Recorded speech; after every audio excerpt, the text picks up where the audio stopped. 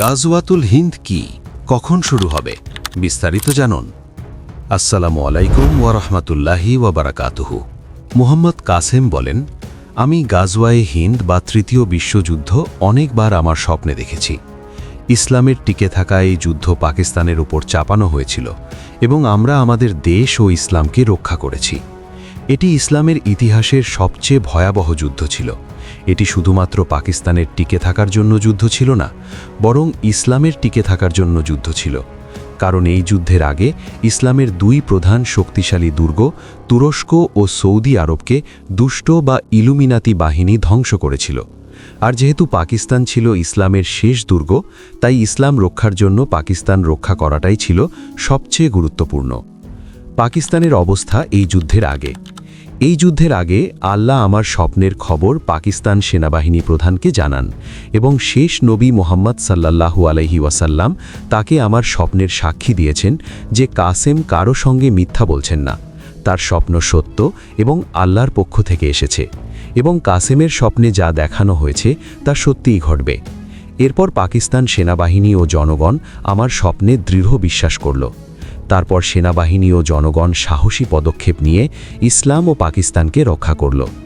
পাকিস্তান পরিচালিত হচ্ছে এমন মানুষদের দ্বারা যারা পাকিস্তানকে ভালোবাসে, যারা আল্লাহ ও শেষ নবী মোহাম্মদ সাল্লাল্লাহু আলাইহি ওয়াসাল্লামের আজ্ঞাবহ এবং নিষ্ঠাবান। পাকিস্তান সমস্ত শিরক থেকে মুক্ত হয়েছে এবং ন্যায় প্রতিষ্ঠিত হয়েছে। এমন ন্যায় বিচারের ব্যবস্থা গড়ে ওঠে যা সমগ্র বিশ্বের জন্য বিস্ময়ের কারণ হয়ে দাঁড়ায় এবং এমন সরকার প্রতিষ্ঠিত হয় যা পাকিস্তানকে উন্নতির পথে নিয়ে যায় এবং যুদ্ধের প্রস্তুতি নিতে শুরু করে। গাজওয়ায়ে হিন্দ এর সময় মধ্যপ্রাচ্যের অবস্থা। কিন্তু তুরস্ক ও মধ্যপ্রাচ্যে ধ্বংস শুরু হয় এবং নতুন সন্ত্রাসী গোষ্ঠী গড়ে ওঠে। পাকিস্তান তার সীমিত সম্পদের কারণে মধ্যপ্রাচ্য ও তুরস্কের সব যুদ্ধে অংশ নিতে পারেনি, কিন্তু মক্কা ও মদিনার পবিত্রতা রক্ষা করেছে। ভারতের চক্রান্ত এবং খোরাসানের কালো পতাকা। যখন পাকিস্তান উন্নতি করতে শুরু করে তখন ভারত পাকিস্তানের ওপর আক্রমণ করার চেষ্টা করে, কিন্তু আল্লাহ পাকিস্তানকে শক্তিশালী কালো যুদ্ধবিমান দিয়ে সাহায্য করেন। আমার স্বপ্ন অনুসারে এই কালো যুদ্ধবিমানগুলো অত্যন্ত শক্তিশালী ও বৈচিত্র্যময় এবং পৃথিবী এমন প্রযুক্তি আগে কখনো দেখেনি। এই কালো যুদ্ধবিমানগুলো দেখে ভারত পাকিস্তানের ওপর আক্রমণ করার সাহস পায়নি। কাশ্মীরের স্বাধীনতা। তবে ভারত কাশ্মীরি মুসলমানদের ওপর নির্ঘাত চালিয়ে যায়, তাই পাকিস্তান এই কালো যুদ্ধবিমান দিয়ে কাশ্মীর মুক্ত করার সিদ্ধান্ত নেয়। তারপর কোনো কার্যকর প্রতিরোধ ছাড়াই পাকিস্তান কাশ্মীর মুক্ত করে। ভারতের পক্ষ থেকে কালো যুদ্ধবিমানের অত্যন্ত উচ্চ যুদ্ধে সক্ষমতার কারণে তারা পাকিস্তানের বিরুদ্ধে রোধ গড়ে তুলতে পারেনি। পাকিস্তানের উন্নয়ন এবং গাজওয়ায়ে হিন্দ বা তৃতীয় বিশ্বযুদ্ধের প্রস্তুতি। ভারত কালো যুদ্ধবিমানের কারণে পাকিস্তানে আক্রমণ না করায় পাকিস্তান উন্নতি করতে ও যুদ্ধের প্রস্তুতি নিতে সক্ষম হয়। কিন্তু অন্যদিকে ভারত ও তার মিত্ররা, অন্যান্য সন্ত্রাসী গোষ্ঠী ও বিশ্বের প্রধান শক্তিগুলো পাকিস্তানের বিরুদ্ধে যুদ্ধের প্রস্তুতি নিচ্ছিল।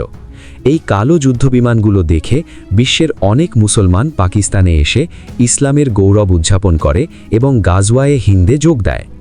পাকিস্তান ভারতীয় মুসলমানদের নিরাপত্তার জন্য ব্যবস্থা নেয়, যাতে যুদ্ধের সময় তারা নিরাপদে থাকে। সমস্ত বিশ্ব দেখে যে মুসলমানরা আবার একত্রিত হচ্ছে। আল্লাহ আমাদের অত্যন্ত বুদ্ধিমান করেছেন এবং তার রহমতে আমরা নিজস্ব প্রযুক্তি, বিমান ও জাহাজ তৈরি করে আত্মনির্ভরশীল হয়েছি। কেন গাজওয়ায়ে হিন্দকে গাজওয়া বলা হয়?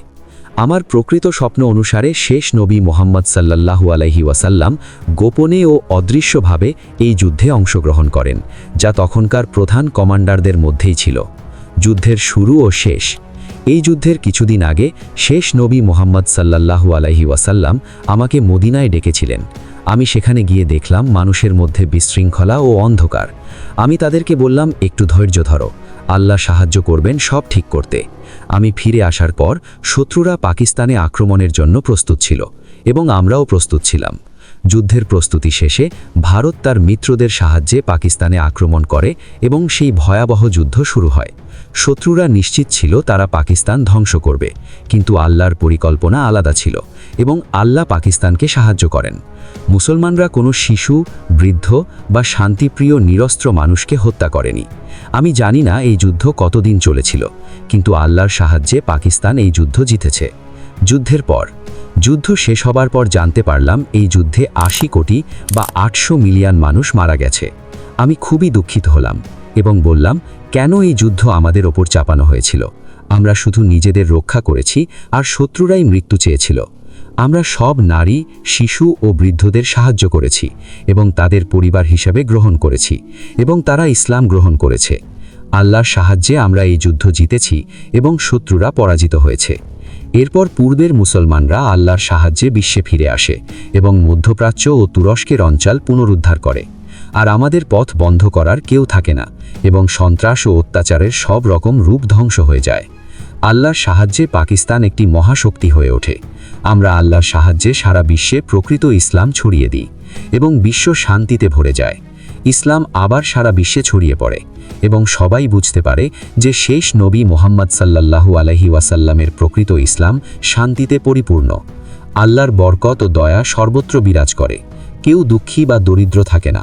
এবং এর চেয়ে বড় কথা, এটি আল্লাহর প্রিয় এবং এই শান্তি ৮ থেকে ১০ বছর স্থায়ী হয়। তারপর দাজ্জাল, মাসিহ দাজ্জাল উপস্থিত হয়।